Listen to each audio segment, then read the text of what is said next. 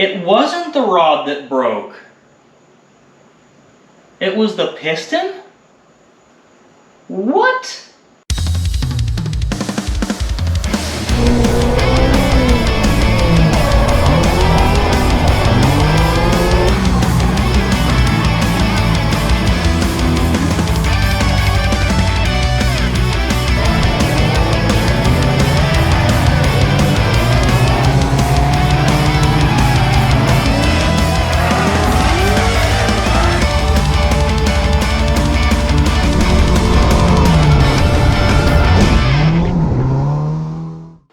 The other day, I finally got the engine torn out of the S13.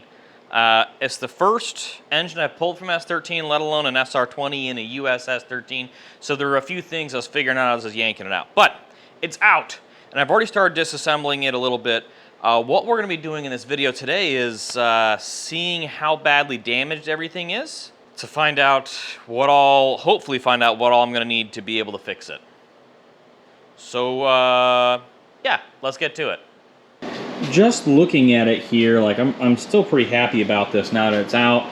Taking a look at stuff, I did notice, and I don't know if we'll be able to see it, but it has Arp Head Studs down there, so that's sweet. Arp Head Studs. I also noticed that somebody did spend a lot of time like trying to clean this up, like the block is even painted, and I see a lot of things like that. The block is painted, the intake manifold's painted, so somebody spent a lot of time and effort trying to make this really, really nice, which makes me really happy. Like, this is in good condition, but there are a few things that need to be addressed. So, turbo manifold's rad. I still don't know what turbo this is, so if you know what turbo this is, put it in the comments. It looks like just like a regular SR20 turbo, like a stock turbo. Nothing special. Oh, there's a bolt that's backed out there. Oh, that's lovely. I should fix that. The clutch that came on it, the clutch and the flywheel are nothing special, just XTD, so kind of eBay special stuff. They're usually okay for the money. There's some hot spotting on both the pressure plate and on the flywheel, which, you know, that's pretty typical. Not sure what I'm gonna do there. I might need to buy a new clutch. I also noticed this. This is the fuel rail bolt that I was complaining about, and it's got a bunch of washers stacked up here. And it looks like there's supposed to be like a plastic shim like on these ones, so that's missing. I'm gonna have to try and find that. And there's coolant everywhere. Coolant in the head, coolant in the oil pan, coolant everywhere. And when I tried to flip it over, coolant and all got all over the ground. But I think that right now, I think we're ready to flip it over. I wanna pull the bottom stuff off so I can take a look at how broken the connecting rod is, I think, before I start tearing everything else apart. I wanna see in there and see the carnage. Okay. It wasn't the rod that broke. It was the piston? What? The wrist pin is still connected to the rod there. It's the piston that shattered. So that's lovely.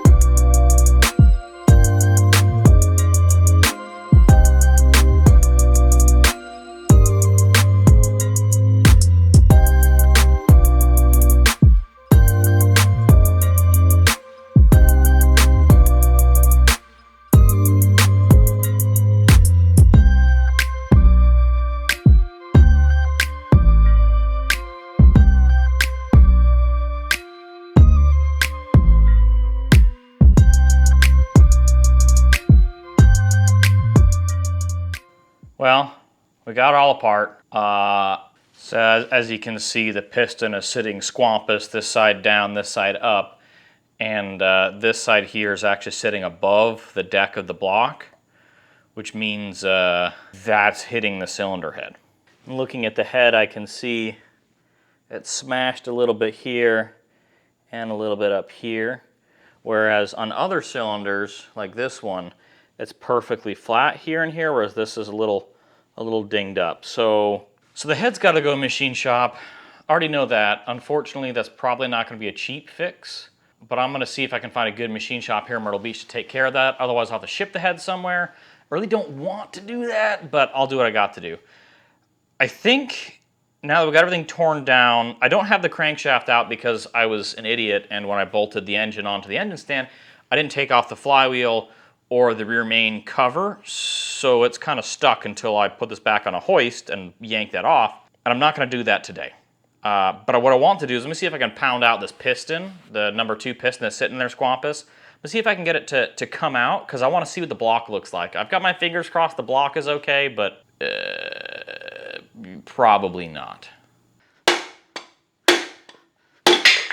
Holy crap. That is... Look at this. That piston shattered. I don't think I've ever seen a piston like this. So yeah, the rod probably broke and then kept running and caused this to get damaged. But it was definitely a forged piston at one point. Now it's just kind of a paperweight now. Woo-hoo! Yeah, that's a big old crack in the block right there, friends. This block is toast. Oh, whoa! I can see it through into the coolant jacket here. Yeah, this block is totally done. The other side is gouged up, but this side is a side that's broken.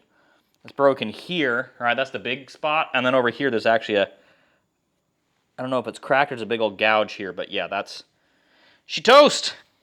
So now I'm not really sure what to do with this car. So I gotta take the head to the machine shop to see if it's salvageable, and it should be.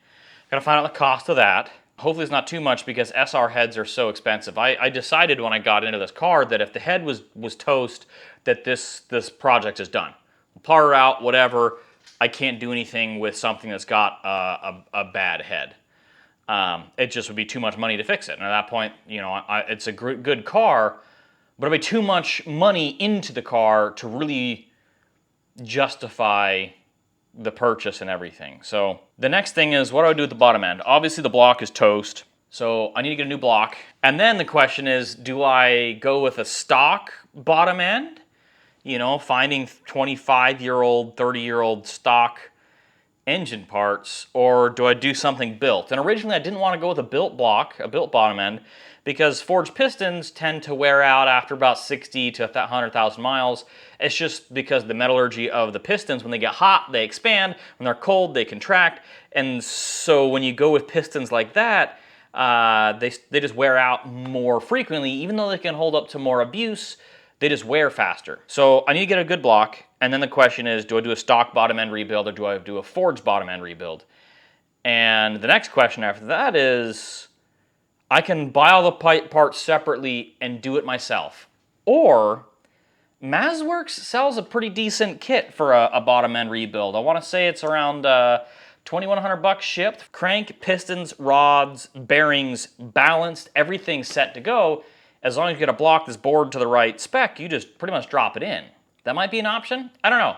Put in the comments what you think I should do with this engine. Stock bottom end rebuild, obviously new block. Mazworks built bottom end, or do I piece it together myself, buy all the parts separately, and build it myself? That's it for today. Thanks for watching. Like, comment, subscribe, share. Check out some other videos on this S13 and my other A86 and drift stuff.